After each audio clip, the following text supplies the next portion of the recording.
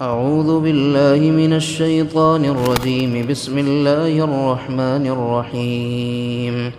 يا أيها النبي إذا طلقتم النساء فطلقوهن لعدتهن وأحصوا العدة واتقوا الله ربكم لا تخرجوهن من بيوتهن ولا يخرجن إلا أن يأتين بفاحشة مبينة وتلك حدود الله ومن يتعد حدود الله فقد ظلم نفسه لا تدري لعل الله يحدث بعد ذلك أمرا فإذا بلغن أجلهن فأمسكوهن بمعروف أو فارقوهن بمعروف وأشهدوا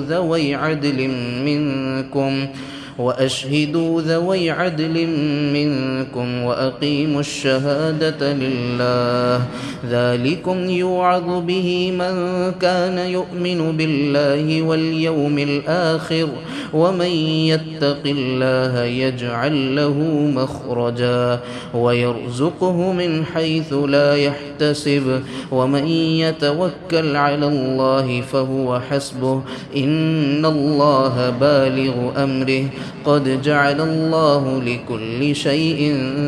قدرا واللائي يئسن من المحيض من نسائكم إن ارتبتم فعدتهن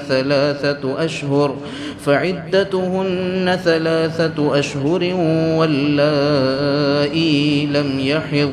وأولاة الأحمال أجلهن أن يضعن حملهن ومن يتق الله يجعل له من أمره يسرا ذلك أمر الله أنزله إليكم ومن يتق الله يكفر عنه سيئاته ويعظم له أجرا أسكنوهن من حيث سكنتم من وجدكم ولا تضاروهن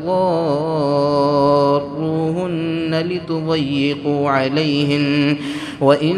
كن أولات حمل فأنفقوا عليهن حتى يضعن حملهن فإن أرضعن لكم فآتوهن أجورهن وأتمروا بينكم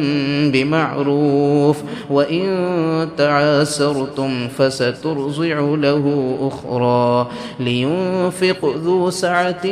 من سعته ومن قدر عليه رزقه فلينفق مما آتاه الله لا يكلف الله نفسا إلا ما آتاها سيجعل الله بعد عسر يسرا وكأي من قرية عتت عن أمر ربها ورسله فحاسبناها حسابا شديدا وعذبناها عذابا نكرا فذاقت وبال أمرها وكان عاقبة أمرها خسرا أعد الله لهم عذابا شديدا فاتقوا الله يا أولي الألباب الذين آمنوا قد أنزل الله إليكم ذكرا رسولا يتلو عليكم آيات الله مبينات ليخرج الذين آمنوا وعملوا الصالحات من الظلمات إلى النور ومن يؤمن بالله ويعمل صالحا يدخله جنات تجري من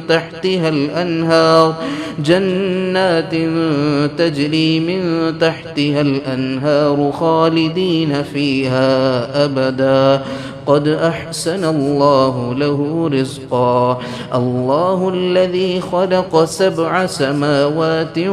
ومن الأرض مثلهن يتنزل الأمر بينهن لتعلموا أن الله على كل شيء